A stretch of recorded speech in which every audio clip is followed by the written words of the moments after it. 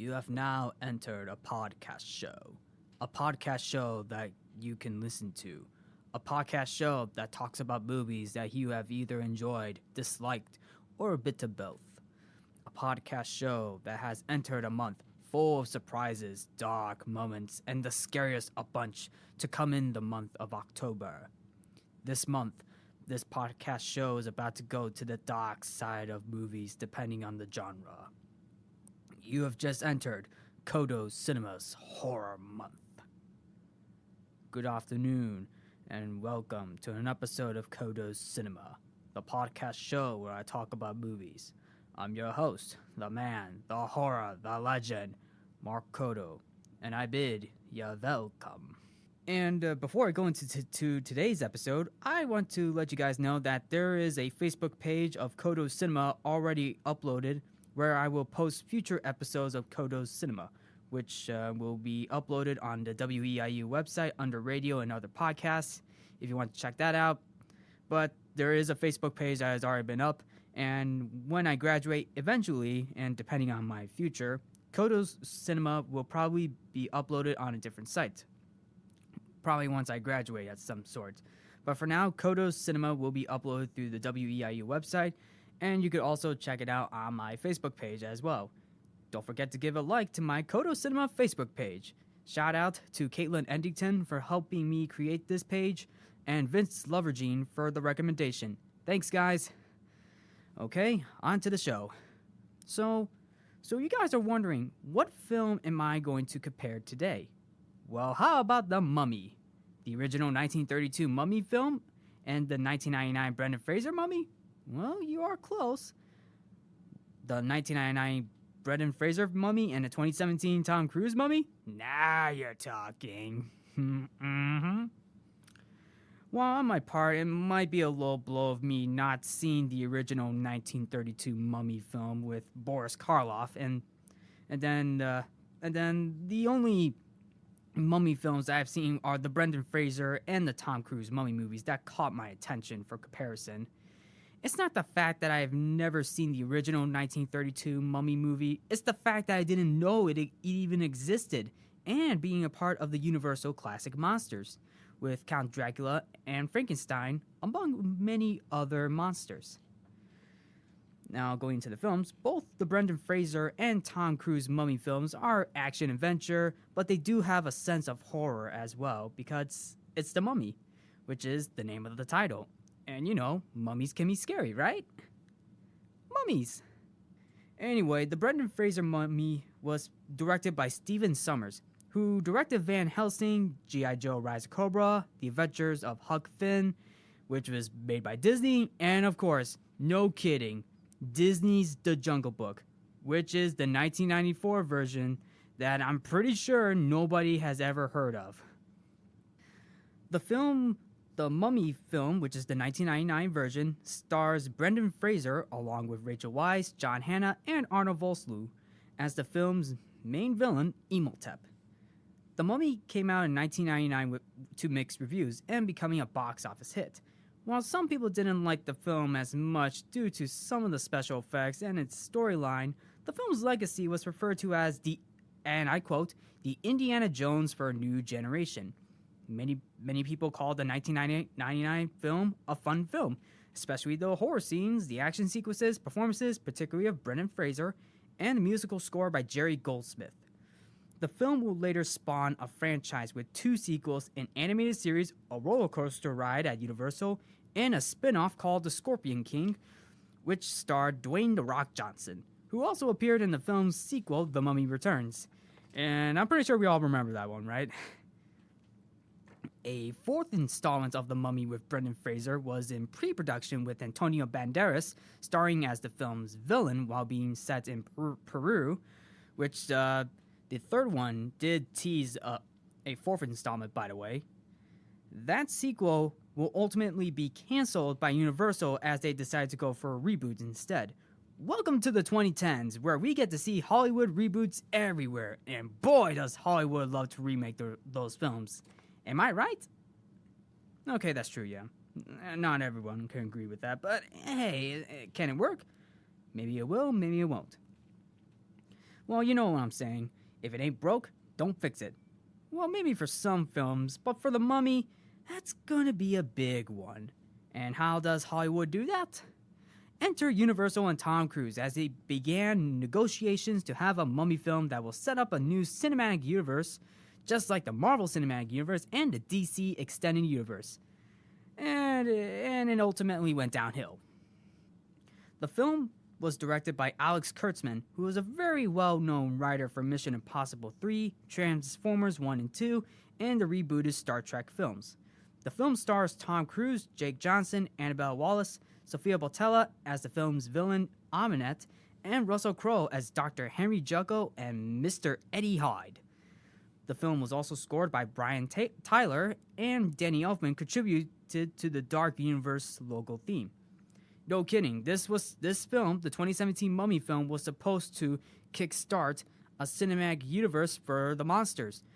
Knowing the fact that Universal was the one who created the cinematic crossover to begin with in the 1930s and 40s. And before I go into that, how does this remake hold up? Not so well. Many people criticize the 2017 Mummy film for its tone, plot, and plot points that sets up a cinematic universe. And like I said, the only coincidence on that film was that Universal began that trend for a cinematic crossover in the 1930s and 1940s with their classic Universal monsters. As I mentioned before, Count Dracula, Frankenstein, the Mummy, Creature from the Black Lagoon, the Wolfman, you name them. And the question remains, which Mummy film is better? The 1999 film or the 2017 remake? Well, I'm going to compare both films from main character, supporting characters, villain, musical score, action sequences, and overall story. And this is just my point of view of the film of both of these films, so it's kind of my opinion. So don't go too crazy on it. But if you guys do have different views on how you view the 1999 Mummy film and the 2017 Mummy film, please let me know. I mean, you know, it's your opinion, not mine, but this is also my opinion as well. So anyway, let's go on an adventure and mummify our comparisons. This is classic versus remake of the 1999 and 2017 Mummy film. So round one would be main character, Brendan Fraser as Rick O'Connell versus Tom Cruise as Nick Morton. In the 1999 Mummy film, Brendan Fraser plays an adventurer named Rick O'Connell, who was once a soldier in the French Foreign Legion and now an adventurer who leads a quest to Hamanatara, City of the Dead. Brendan Fraser was not the only actor who took the role of Rick O'Connell. Ben Affleck, Matt Damon, Brad Pitt, and no shock, Tom Cruise. Tom Cruise was up for Rick O'Connell in the 1999 Mummy film. What a shock! Oh my goodness. Oh my goodness. That is a shock right there. These actors were up for the role, but their schedules were full or not even interested. Well, I guess Tom Cruise kind of regretted this one after starring the 2017 Mummy remake. So it's a possibility, but hey, who knows? Anyway, after Stephen Sommers saw Brendan Fraser in George of the Jungle, which was another Disney film, by the way, he decided to cast him in The Mummy. Fraser alone understood that his character, and I quote, doesn't take himself too seriously, otherwise the audience can't go on that journey with him. And that is a true quote right there. To be fair, he is right though. In Rick O'Connell, the character, it was a fun character with some serious moments, funny, and as well as crazy action moments. Basically, the character is like a combination of Indiana Jones and Errol Flynn, so that is definitely saying something. And to be fair, I actually liked Brendan Fraser in that film. He definitely looked the role, fit the role, and takes the role very seriously, but not too seriously though. I mean, granted, hey, some roles gotta take it seriously, but not too seriously as well.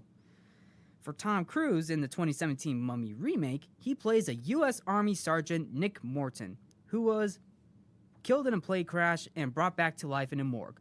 But he seems to be used as Set, the god of deserts, storms, disorder, violence, and etc. Cruise's character is interesting, but the writing for it drags down on it. I mean, the same can go for the 1999 film as well, but not often. For the 2017 film, it kind of does. I feel like Cruise's character is more serious compared to O'Connell. That isn't bad, but I mean, I wouldn't mind a different iteration. But Morton is more serious compared to O'Connell. Morton would have been a fun and serious character at the same time, but like I said, the writing of the character was on the wall. I mean, there were definitely some moments in the film that I actually kind of liked in Tom Cruise's character. But to be fair, though, I do love Tom Cruise, but I feel like Fraser's character was a lot more likable and fun in the 1999 film compared to Nick Morton in the remake.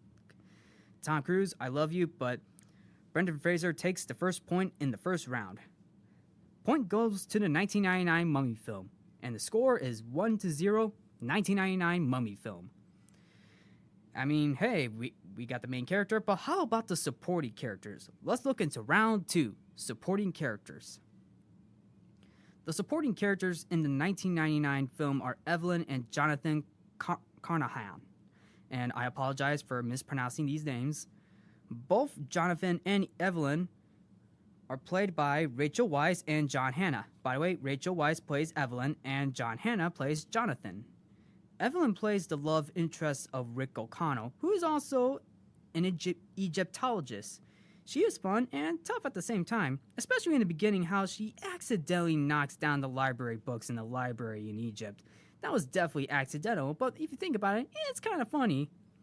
She also teams up with Rick to hunt down the mummy with a black book called The Book of the Dead, which she accidentally revives Imhotep. Granted, her character can be clumsy at times, and that was pretty accidental as well. I mean, she does have her damsel in distress moments too, but at the same time, her character alone is fun. I mean, Evelyn is a fun character as well for the supporting role. On top of that, Evelyn can be tough as nails too in some scenes, especially in the Mummy Returns film, where she does get a lot of tough moments as well. And that is definitely saying something for character development. And then, as always, she does go into a loving relationship with our main character, Rick O'Connell. Yep, that is also pretty good. Jonathan, who is Evelyn's brother, is more of a comic relief character and a friend to Rick. And that is saying something, because hey, who doesn't love comic relief characters, am I right? He also helps out on the hunt, even if he accidentally goes into situations like almost getting eaten alive by a scarab, or getting possessed by a mob. Thankfully, Jonathan is at least smart enough when he comes into situations like blending in. Hey, sometimes you gotta blend in to get out of a situation. Which makes it smart and funny at the same time. Ardith Bey is another great supporting character as well, because he is a Medjay, and an amazing warrior who is sworn to protect Egypt and prevent Imhotep's return.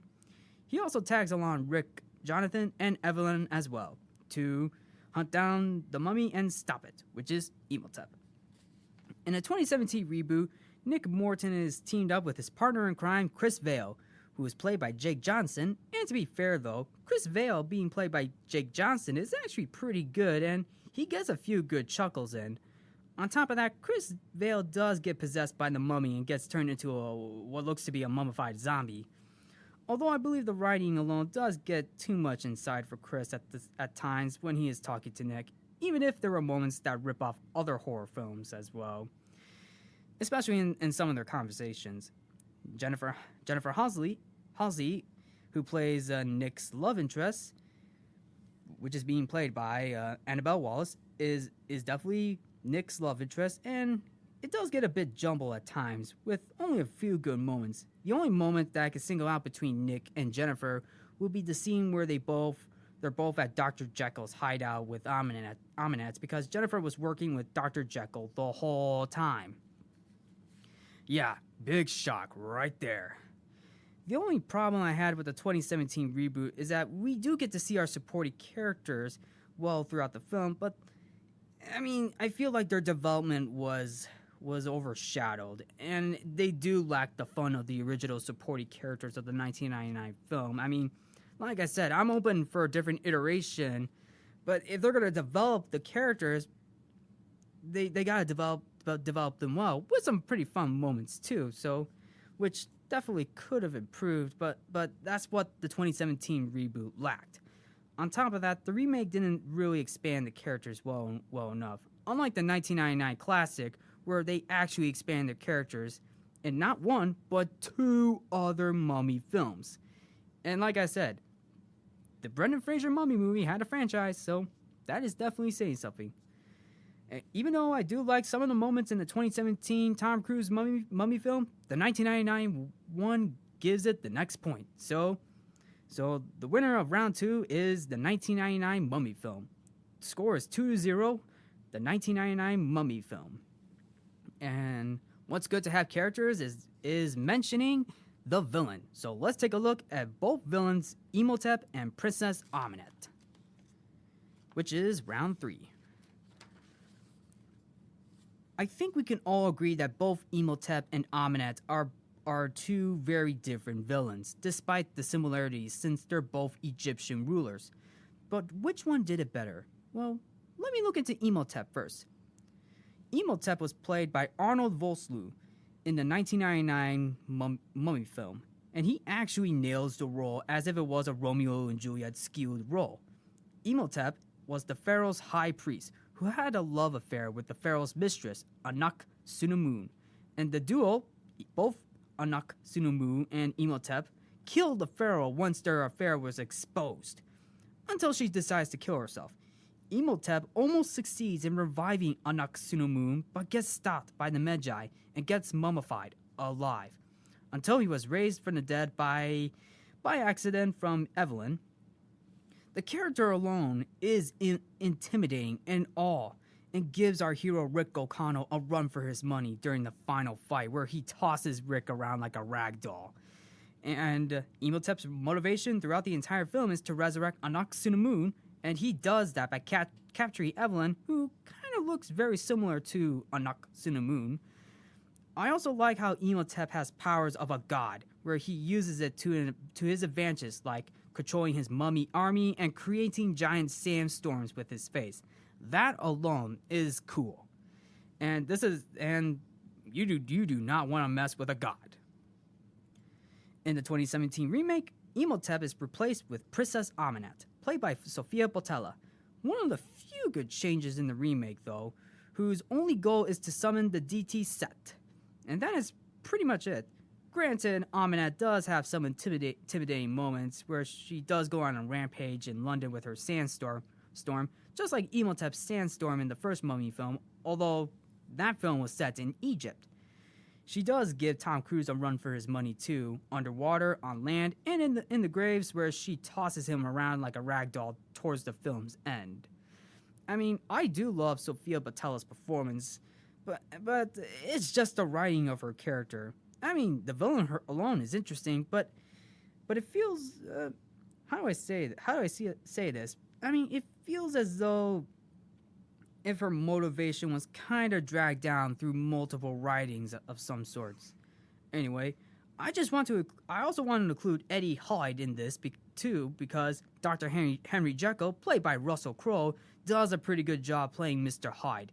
And despite his short screen time, this was probably the only film where we see Tom Cruise and Russell Crowe in a movie together, with Crowe playing Eddie Hyde. Want more? Well, how about the fight scene between Cruise and Crowe, including the one moment where Mr. Hyde goes into Nick's ribs? Ooh, that was terrifying during the fight, which gets everyone screaming. Don't worry, Nick turns Hyde back into Jekyll after injecting the serum. Okay, going back to Amenet. Amenet is definitely a welcome change. Her character motivations make somewhat no sense, since due to her becoming queen, killing her brother, and then releasing Set into the world, that's like 3 different motivations in one. There's gotta be at least one motivation, in my opinion.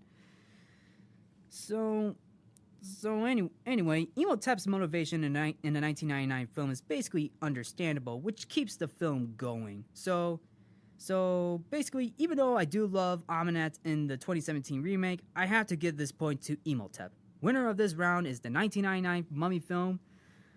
And the score is 3-0, 1999 Mummy film.